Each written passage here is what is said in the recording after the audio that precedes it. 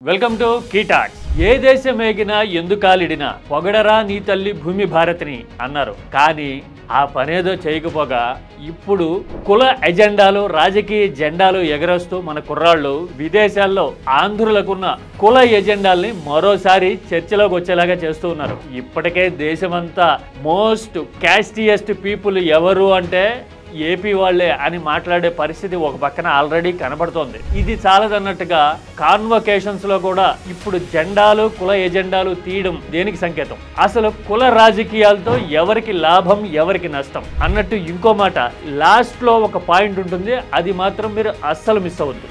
This is కీటాక్స్.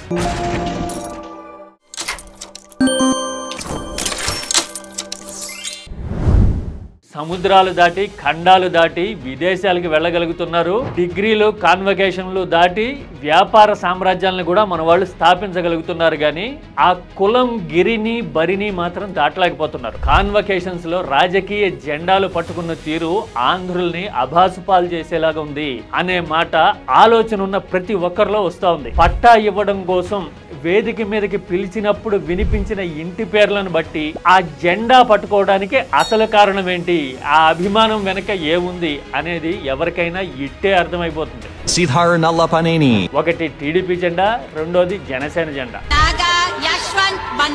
టెక్నాలజీలో innovation లో Mars ను తాకే తెలివితేటలతో ప్రపంచం అడ్వాన్స్ అవుతూ ఉంటే మనం మాత్రం కులాన్ని భుజాన వేసుకుని దేశం కాని దేశంలో కూడా ఇదే మా ఐడెంటిటీ అని చెప్పుకునే పరిస్థితిలో ఉండిపోయామా?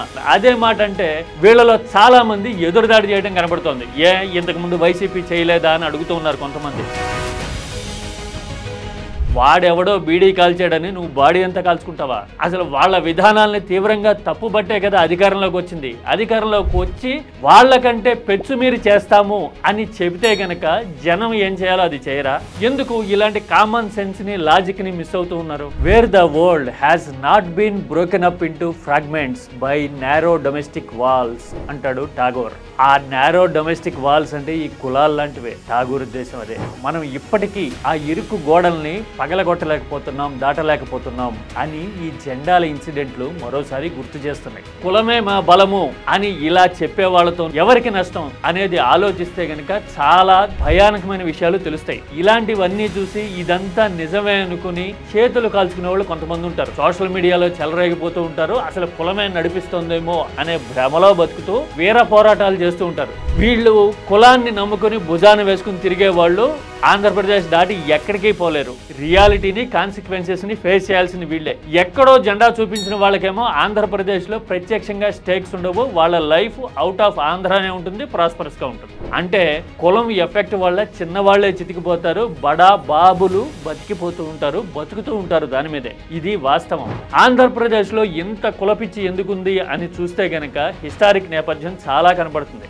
ఏపీ ముందు నుంచి మొఘలులు కానీ సుల్తాన్ల దండయాత్రలు కానీ చూసింది కాదు. అందుకోసమే ప్రజల్లో ఐక్యత కానీ భావజాలం కానీ ఒకటి ఏర్పడాల. ఆ తర్వాత కృష్ణా గోదావరి నదుల మీద కట్టిన ప్రాజెక్టులు కొన్ని ప్రాంతాల్లో ప్రాస్పరిటీ క్రియేట్ చేయడము, భూముల్లో మెజారిటీ శాతం కొన్ని కులాల చేతుల్లోనే ఉండటం వల్ల మేమే గొప్ప అనే ఆధిపత్య ధోరణి బలపడింది. ఇక కుల ఆధారంగా 1980 తర్వాత రాజకీయ పార్టీలు పెట్టటము పుట్టటము అనేది ఒక రివాజ్ అయిపోయింది.